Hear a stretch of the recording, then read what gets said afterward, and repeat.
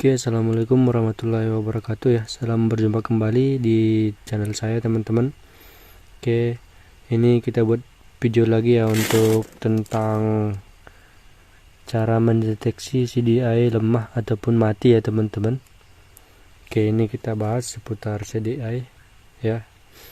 CDI yang sering rusak juga bagian pengapian ya teman-teman. Oke, untuk yang pertama kita buat ciri-ciri yang paling parah ya. Oke, biasanya yang paling parah itu hilang pengapian ya.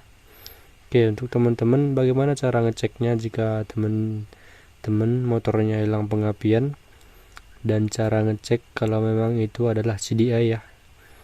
Oke, yang pertama teman-teman bisa cabut dulu ya kabel yang menuju ke coil yang dari CDI ya. Teman-teman tes pakai kabel ataupun dikorsletkan ke bodi ya. Oke, untuk teman-teman kalau belum tahu caranya seumpama seperti ini ya, ini adalah massa ataupun yang bodi motor ya, yang massa. Terus kita ambil kabel untuk cara nesnya ya. Jadi teman-teman tinggal cabut seumpama ini adalah kabel keluaran dari CDI yang menuju ke coil. Oke, teman-teman tinggal dilagakan aja seperti ini, dikorsletkan ya untuk ke bodi sambil diengkol dalam kontak posisi on ya teman-teman, sambil diengkol sambil dikorsletkan ya. Kalau nggak ada api ataupun nggak ada sama sekali pengapian ya, itu bisa dibilang itu adalah CDI yang lemah ya ataupun mati.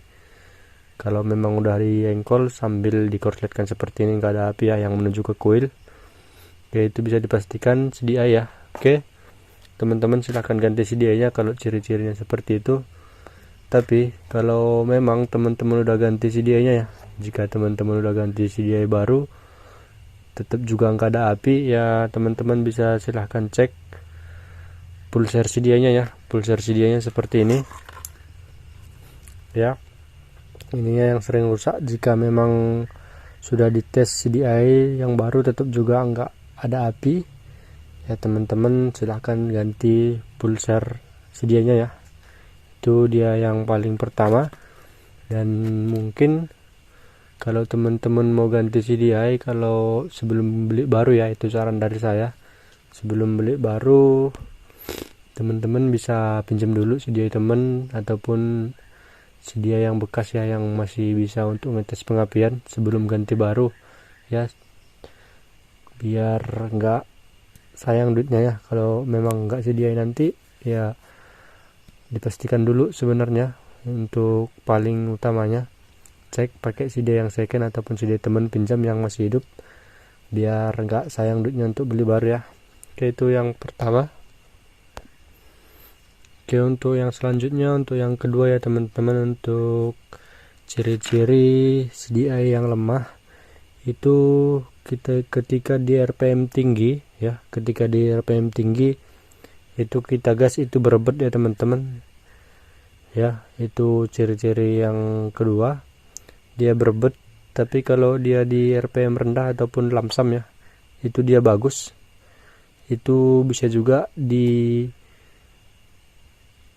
ya kalau untuk CDI ya. Untuk teman-teman silahkan cek CDI nya kalau keadaan motor teman-teman seperti itu ya.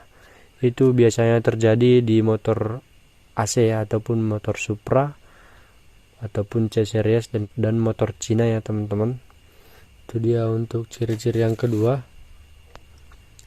Terus yang ketiga ya teman-teman, dia posisi mesinnya, dia ketika RPM tinggi dia berebet ya, dan ketika RPM rendah dia pincang seperti itu ya teman-teman.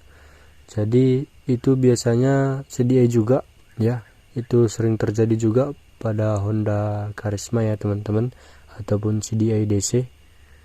Oke, ketika di RPM tinggi dia berebet, dan ketika dia stasioner ataupun lamsam dia pincang ya.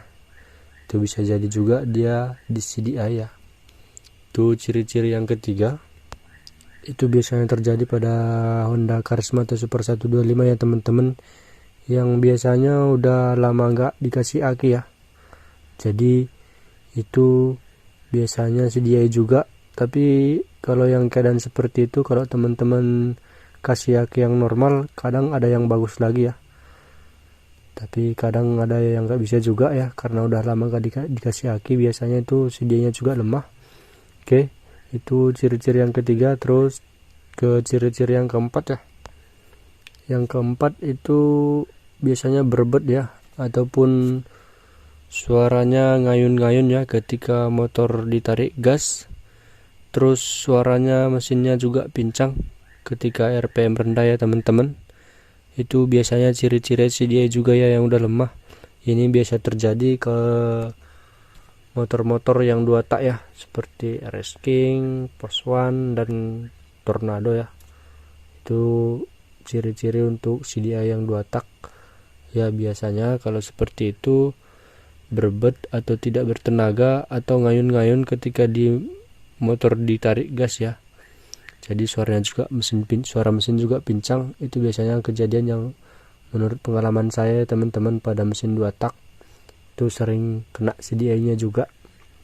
Oke, itu untuk mesin 2 tak. Terus untuk yang selanjutnya yang keenam ya. Selanjutnya yang kelima ya teman-teman.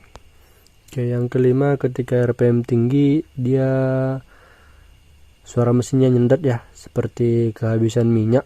Seperti itu ya teman-teman. Kadang kalau udah gas rendah dia bagus, gas tinggi dia seperti kosong, seperti kehabisan minyak. Yaitu biasanya juga terjadi pada si dia yang lemah ya, ataupun udah nggak layak lagi ya. Ini biasanya terjadi pada motor-motor smash ya, yang Suzuki smash, Shogun, ataupun smash new ya, atau Shogun 125 bisa juga, Shogun badak ya. Untuk teman-teman pokoknya yang sejenis Suzuki ya, itu sering terjadi juga kalau ciri-ciri seperti itu.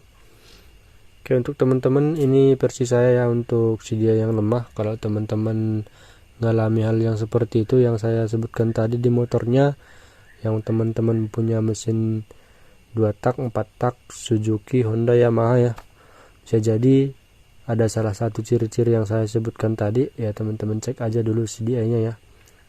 Biasanya itu sering bermasalah kalau udah motor-motor tua ya, CDI nya sering lemah ya. Mudah-mudahan teman-teman untuk videonya membantu ya teman-teman, dan bisa bermanfaat untuk teman-teman. Oke, untuk teman-teman saya akhiri videonya ya. Mana tahu ada silap-silap dalam perkataan ataupun kurang jelas, saya mohon maaf ya teman-teman ya. Untuk teman-teman yang kurang jelas silahkan diperjelas di kolom komentar ya. Jadi ini saya buat sejelas mungkin dan sesingkat mungkin supaya teman-teman bisa paham dan mengerti ya untuk penjelasannya.